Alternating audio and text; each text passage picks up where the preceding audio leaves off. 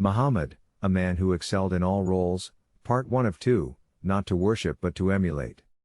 Prophet Muhammad, may the mercy and blessings of God be upon him, is the 7th century CE man loved by more than 1.6 billion people in the world today. He is a man who lived in a time where the strong dominated the weak, female children were buried alive and women were little more than possessions traded from father to husband. However, before he died the world had been transformed. No longer did the weak perish simply because they were weak, the common person was given a voice, and women were liberated from the shackles that bound them. The Arabian Peninsula changed, its religion went from paganism and idolatry to worship of one God, tribal quarrels gave way to solidarity and cohesion, and drunkenness and debauchery turned into sobriety and piety. Muslims across the centuries and across the world do not worship Prophet Muhammad, they understand only too well that he is just a man, a human being, like every other human being on this earth. They also understand that he is a man who excelled in whatever role that was thrust upon him. He seized every opportunity to please God. In the 21st century CE we have the advantage of being able to look across time and see what an excellent man Prophet Muhammad was and understand how even people who hated him viewed him as a man of exceptional qualities. He was, as the Quran so eloquently stated, a man of excellent character. And verily you, O Muhammad, are on an exalted standard of character. Quran 68-4.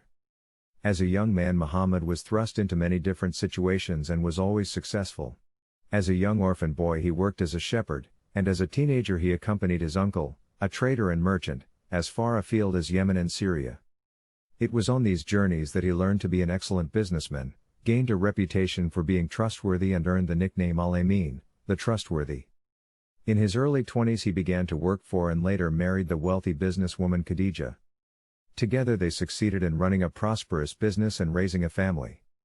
Even before prophethood Muhammad was considered to be a man with high standards of morality, he preferred the company of his young family to the decadent and debauched lifestyle that was prevalent around him.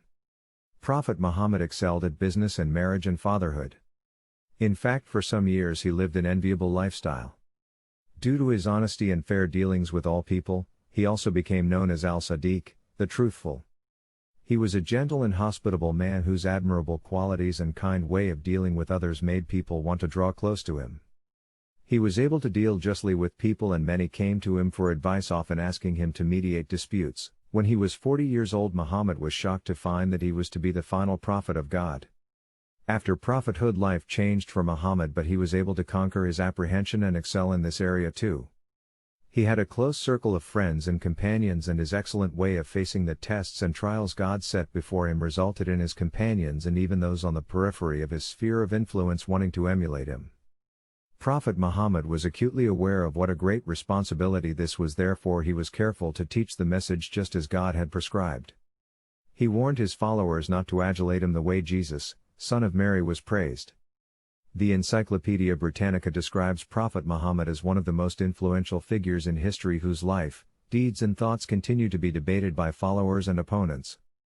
There are of course many influential figures throughout the history of humankind, however one would be hard-pressed to find many that have excelled in all facets of life.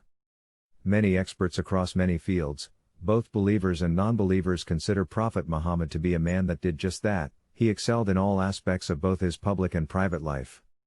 In the 19th century CE the French writer, poet and politician Alphonse Marie Louis de Prat de Lamartine had this to say about Prophet Muhammad.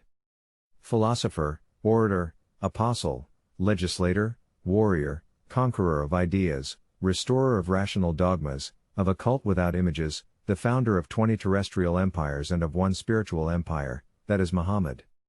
As regards all the standards by which human greatness may be measured, we may well ask, is there any man greater than he?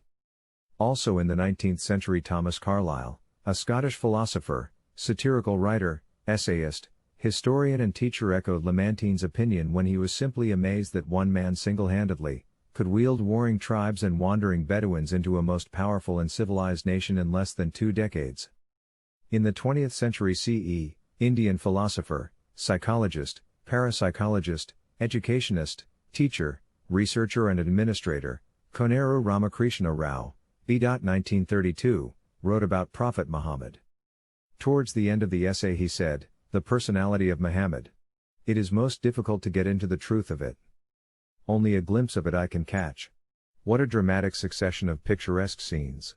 There is Muhammad, the prophet, there is Muhammad, the warrior, Muhammad, the businessman, Muhammad, the statesman, Muhammad, the orator, Muhammad, the reformer, Muhammad, the refuge of orphans, Muhammad, the protector of slaves, Muhammad, the emancipator of women, Muhammad, the judge.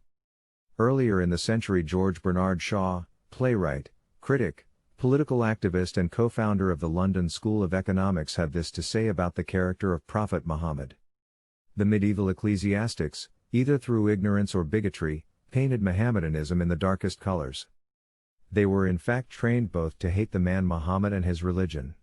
To them Muhammad was Antichrist. I have studied him, the wonderful man, and in my opinion far from being an Antichrist he must be called the savior of humanity. I believe that if a man like him were to assume the dictatorship of the modern world he would succeed in solving its problems in a way that would bring it the much needed peace and happiness.